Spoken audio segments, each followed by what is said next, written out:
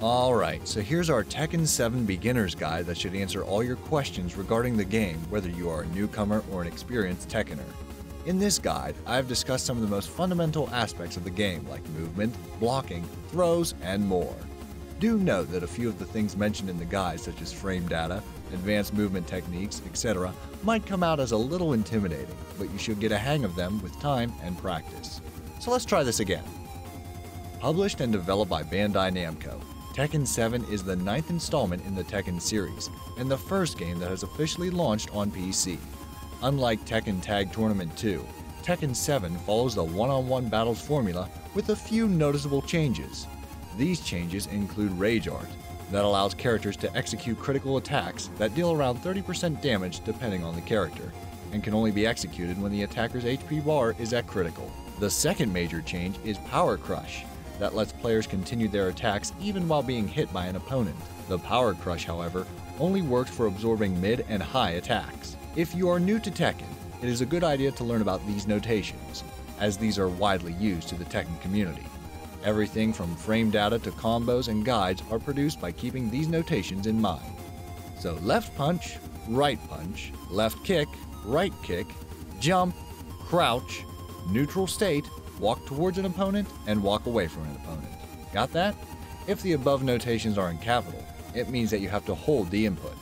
Now, there's frame timing, while running, while standing, delay in pressing inputs, press inputs in quick succession, must press the inputs together, i.e. 1 and 2, separates inputs, 1, 2 means pressing 1 followed by 2. While doing nothing, your character remains in a neutral state with built-in auto block. You can press or hold F or B to walk towards or away from an opponent. Since walking is slow, you can double tap F or B to dash towards or away from an opponent. If you are a certain distance away from your opponent, you can press or hold F to run towards an opponent.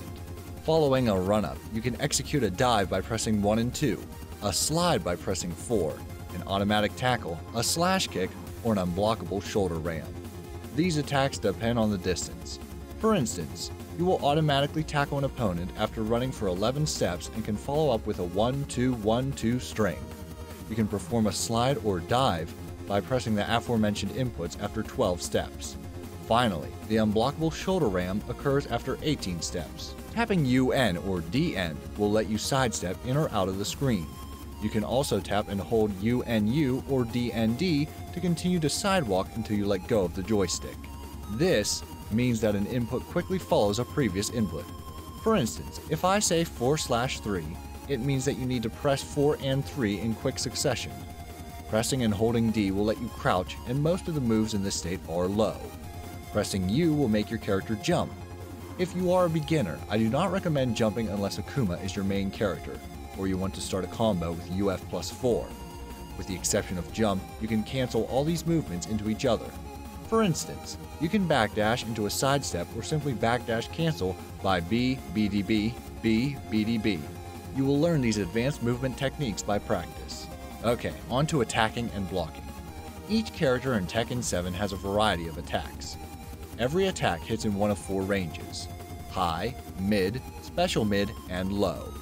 If you are in a neutral state or blocking, you will only block high, mid, and special mid attacks. When crouch blocking, you will only avoid low, special mid, and high attacks. I highly recommend learning to block low attacks because almost all of them are heavily punishable. You can also sidestep some attacks and follow up with your own attacks. However, do note that you cannot sidestep all attacks. Every character has a few attacks called homing attacks that are impossible to sidestep. For instance, Leo's B+3 is a homing attack. Finally, there are some unblockable attacks like Leo's B, B1 and 2. While unblockable, these attacks are not hard to sidestep. Understanding frame data. Every attack in Tekken 7 has some startup frames and recovery frames on block, hit, and whiff. How fast a character recovers from an attack determines whether you can punish the attacker or not. For instance, every character's 1 is a punch, with 10 startup frames, and is +1 on block. This means that if player A did 1 punch, and player B blocked it, player A's next move will come 1 frame faster than player B's. It is important that you have an idea of what your quickest attacks are and how to punish your opponent's misplays. Now coming to attacks that are negative 10 frames, or higher on block. All of them are considered punishable. Punishing an opponent depends upon a variety of factors like your character's moves, wall placement, etc. Generally, an attack that is negative 10 frames on block is punishable with a quick 1-2. You can launch an opponent for a combo if you manage to punish an attack that is negative 15 on block. Finally, coming to whiffs. Every whiffed attack in Tekken 7 is punishable.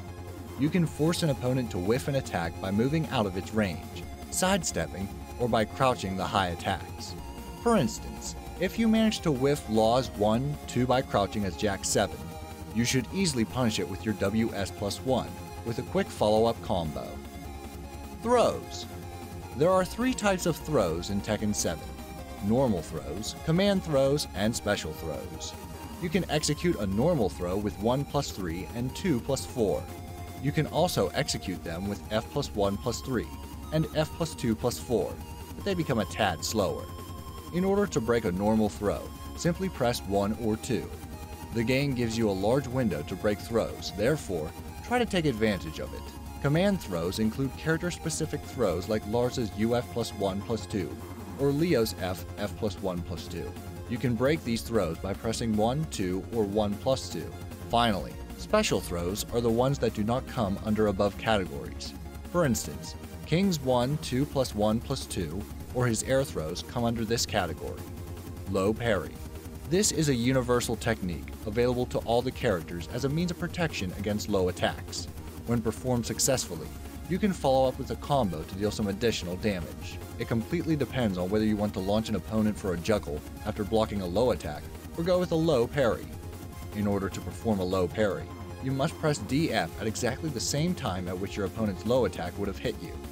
Do note that if you mess up the timing, you will take damage from the low attack. Combos and wall combos. In addition to strings that almost every character has, you can perform devastating combos that are the bread and butter of the Tekken franchise. When I talk about strings, I am referring to Devil Jin's 1-1-2 or Leo's 3-2-1-4. You can perform juggles, on the other hand, after launching an opponent into the air. Unlike Tekken 6 and Tekken Tag Tournament 2, there is no concept of bound. There is no concept of bound in Tekken 7, but if you are new to the game, let it not trouble you. In Tekken 7, there is a new mechanic called screw. Screw in the game is needed to extend a combo, and you can only use one screw in a combo unless you break an arena's floor. Moreover, not all of a character's move triggers screw. Another important thing to keep in mind is that you can land a full screw combo after a low parry. After picking a new character, try to learn about its safe launchers, screws, and punishes to be able to play the character at a high level. While a majority of the combos are devastating, they become deadlier when executed near a wall.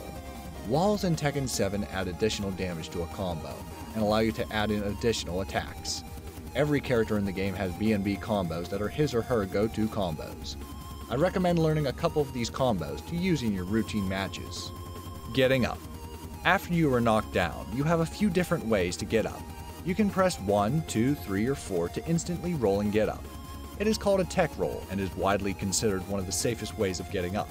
If you hold B after getting knocked out, you will roll backwards and then get up. While it is safe, skilled opponents can easily punish it.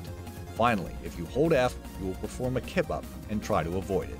On the other hand, if you do not want to get up immediately and continue to lie down, you can do so as well. You can simply press U to get up straight, but you can get punished for it. Once again, do note that skilled opponents expect you to wake up with these techniques and can punish you accordingly. Therefore, try to mix things up and confuse your opponents. So hopefully you have a clearer idea regarding this, and now you'll have a better experience when playing Tekken 7. Thanks for watching!